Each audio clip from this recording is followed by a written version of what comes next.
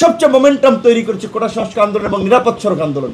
মূল ঘটনাকে এড়িয়ে একটা অস্পষ্ট ইতিহাস কার সাথে উপস্থাপন করা হয়েছে, কার সাথে জড়িত ছিল আমরা সেটা জানতে চাই।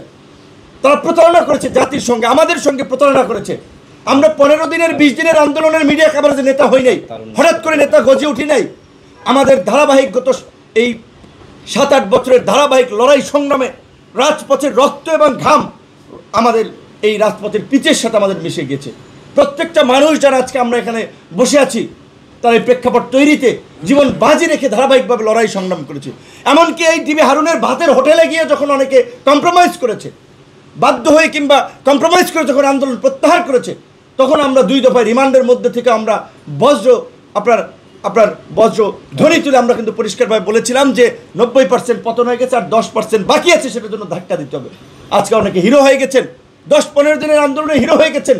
অন্যদের সমস্ত অবদানকে ম্লান করে আজকে সরকারের ক্ষমতাকে ব্যবহার করে, সরকারকে ব্যবহার করে, উপদেষ্টা পরিষদকে ব্যবহার করে আজকে কিংস পার্টি গঠন করা হয়েছে।